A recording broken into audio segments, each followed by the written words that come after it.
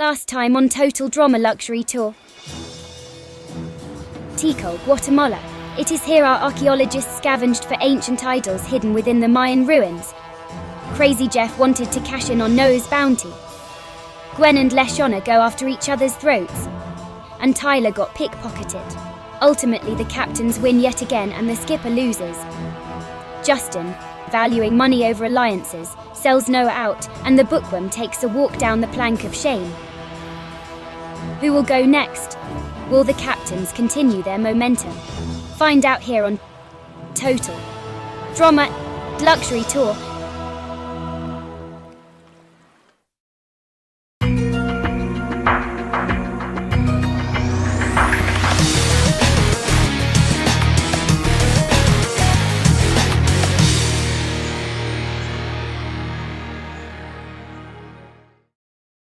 Cut to the killer captains. Trent tunes his new guitar since his old one got incinerated in the Naka mine.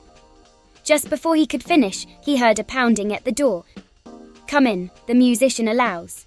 Immediately, Cody barges in and slams the door shut behind him. Cody, dude, what happened to you? Trent asked with concern. Heather, Sierra, Cody said while panting. Cody, where did you go? The Fangirl called out while hunting the geek down. Terp. We're not done yet. Get back in the engine room and finish those last 200 crunches. The Queen Bee also beckoned. They're killing me, Trent. The geek whined to his friend. I can't even feel my arms, and it's not because of Heather. Most guys would like the attention you're getting, Trent taunted. Look, I like Sierra as a really good and dependable friend, but I still can't let go of Gwen, and with Heather trying to get me to muscle up, I still want to try to win Gwen over a little longer. You must be really crazy for Gwen, huh, Cody? Yeah. Cody confessed to the musician, I know right now, I am still the scrawny little geek that she always considered as a little brother, but I want to change that impression of me. Thanks to Heather, there's still hope for me to possibly reach you and Duncan's weight class. Cody, remember back when we left Hawaii to Rapa Nui, I told you that you were doing something right with Sierra stalking you, Trent reminded. Yeah. I don't think changing that aspect of you is such a good idea. I changed and that's what cost me Gwen. Don't repeat my mistake, Cody, the musician explained. You also once said at Play a Day Losers that you'd find a girl who liked you for you, and honestly kiddo, you'd be surprised how this you had brushed off on others. What do you mean? Cody asked. Nothing, I gotta retune my guitar. So if you'd excuse me, the musician said, signaling the geek to leave. Cody takes the hint and leaves the room. Cody sighed. For what it's worth, if I couldn't have Gwen, I would have happily trusted Trent with her. He's much better of a person than Duncan is. The geek then runs into Bridget after leaving Trent's room. Oh, hello Bridget, Cody greeted her. Hi Cody. Bridget shyly responded. The two just look at each other for the moment. The geek smiled at her curiously, not sure if a conversation was going to start, while the surfer girl couldn't find the words to say to him. After 10 seconds of nothing, well, see you around, Cody gave her his gap-toothed grin and walked past her. Cut to the screaming admirals. DJ nervously walked around the ship, noticing Jeff maniacally pacing, muttering something about a geek. He then noticed that Leshonna confined herself in her cabin, while Gwen and Duncan conspired her elimination. Mama, what am I gonna do? DJ whined. Leshonna started to sweat. Gwen and Duncan want me gone, and Jeff completely snapped over losing Bridget. Kill the geek. Kill the geek. Kill the geek, Jeff chanted.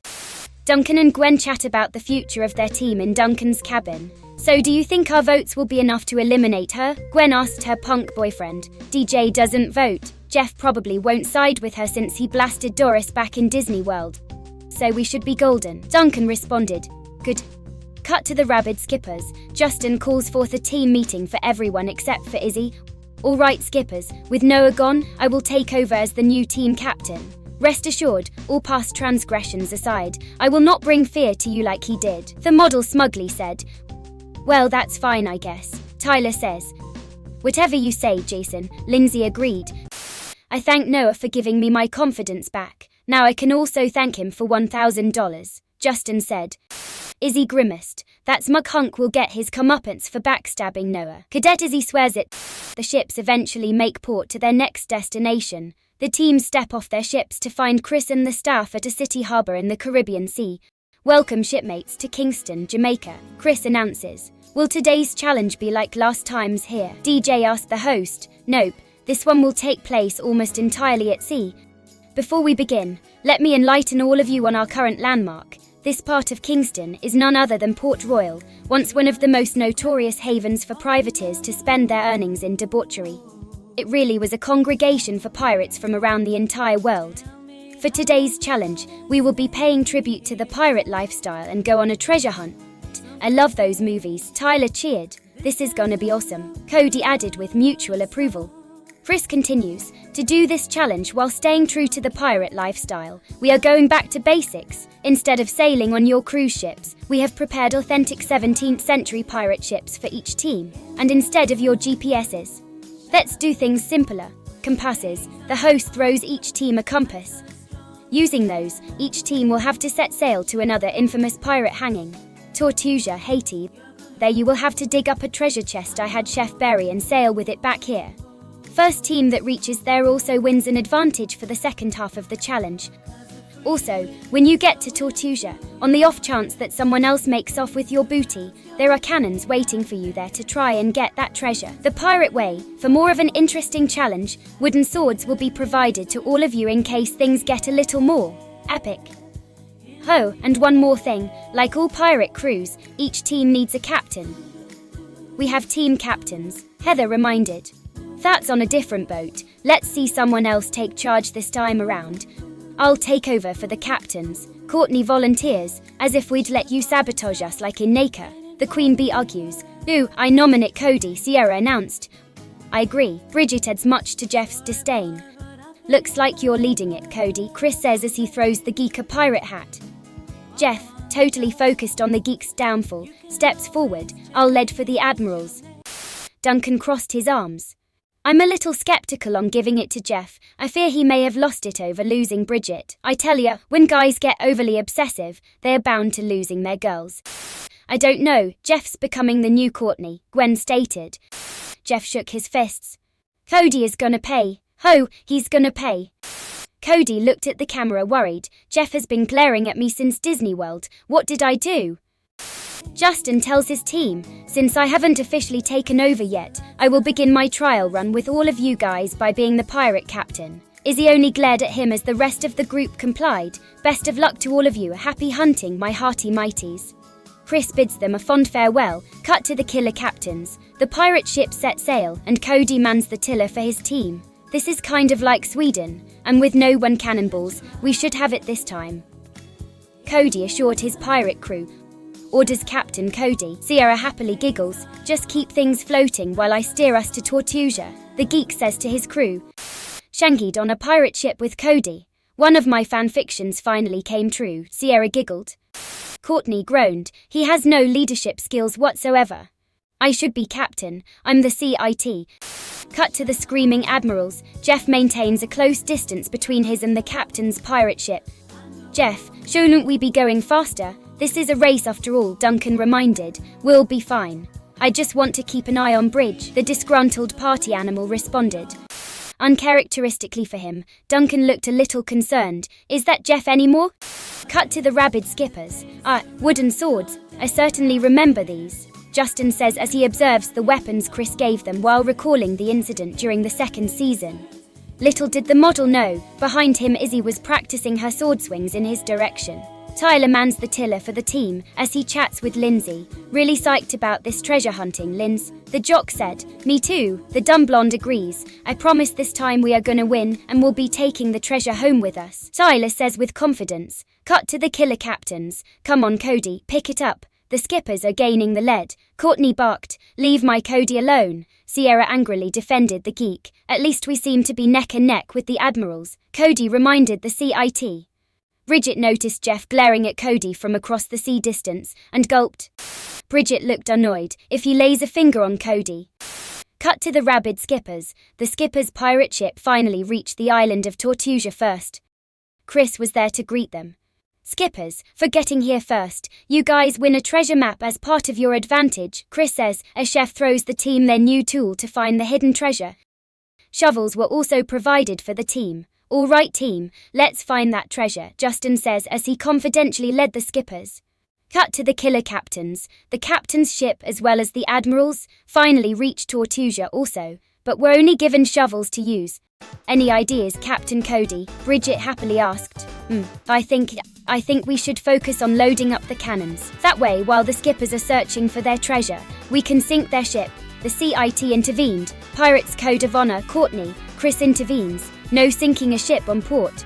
But Courtney has a point. She, Heather, Sierra and Katie can load the cannons. Me, Trent and Bridget will dig for the treasure chest, Cody decided for his team. You do not take credit for that plan. Courtney sharply informed the geek. If you do, I will mangle you, Pip squeak. Hey, fair enough. Cody chuckled. Courtney scoffed. He seems strangely impervious to my threats. That annoys me. The group splits up and all do their part. Cut to the screaming admirals. Duncan, Leshonna and GD begin shoveling to find the treasure chest, while Gwen and Jeff load the cannons onto their pirate ship. In no time at all, 3 cannons are at last loaded and the 2 take a break. Hope they find it soon, Gwen says as she unwinds. By the way, Jeff, in case we lose, who are you voting for? Jeff turns to the goth. I am more into getting other people eliminated. Well, that's fine, but on the off chance, the goth pauses as she notices how angry he looked at the digging captains. Gwen also looked concerned. Losing Bridget really messed him up. I'm just glad Trent never reverted to this psyche. I'm actually gonna help the others with digging now. See ya. Gwen said, not enjoying the atmosphere Jeff gave her. As Gwen left the disgruntled party animal, she proceeds to join the rest of her team. However, she only glared at Leshonna as she walked by. This did not go unnoticed by a certain musician. Gwen takes a shovel and digs in her own area. Soon after, Trent approaches her. Oh hey Trent, how have you been? Gwen skeptically but friendly asked her ex. Been better, Trent responded. So why are you mad at Leshonna? I thought you two were best friends. We were, but now she felt a need to try and get Duncan voted off with Harold. Gwen angrily explained. Well, I'm not sure she had the most malicious of intentions. What? You think she had justification for what she did? Gwen interrupted him. No, I am just saying. Everybody all of a sudden has a problem with me being with Duncan. I'm just so sick of it. Trent sighs. No one is trying to end your relationship, Gwen. If you'll excuse me. The musician frowns as he walks away from the changed goth. Cut to the rabid skippers. Justin approaches Izzy. Izzy, I feel that you still hold a grudge on what happened back at Tykel. I have nothing against Noah. I just liked having $1,000. Izzy ignores him while she continues to dig. Come on, Izzy. We're still the Izzy Brigade, aren't we? Izzy only angrily turns and glares at the Hawaiian traitor. Justin then nervously backs away from the shovel-wielding psychopath. Justin confidently smiles. Come on, who can stay mad at a face like this? Cut to the killer captains. Find anything yet? Cody asked Trent and Bridget. Not yet. Oh, Bridget gets cut off as she pulled an arm muscle from shoveling so hard. You okay? Cody asked concernedly. It really hurts. Hold on. Cody rummages through his pockets and pulls out a box of icy hot. This should do the trick. Why do you have that with you? Trent asked the geek. I come prepared for all physical injuries when becoming Sierra's squeeze toy, the geek said with his gap-toothed grin. He then pulls out a packet and prepares to apply it to Bridget's arm. Hold still. Bridge. Thanks, Cold. Bridget is interrupted by the initial chilling effects of the rubber Farnastian heat rub. Soon, she was relaxed when the cold was replaced by the warmth. Thanks, Cody. She happily finished what she intended to say. No problem. What's a captain's job if it's not looking out for his crew? But you should give your arm a rest. Trent and I can take care of the digging from now on. All right, don't overwork yourself as well, Bridget warned while smiling, and then she returns back to the captain's pirate ship. That was the last straw for Jeff. His jealousy finally spiked. After watching what Cody did for her, he finally decided to do something drastic. Chris turns to the camera. Will our pirates finally dig out their booty, or will their timbers be shivered? Find out here on Total Drama. The scene goes to Cody as he notices a speeding cannonball flying straight at him.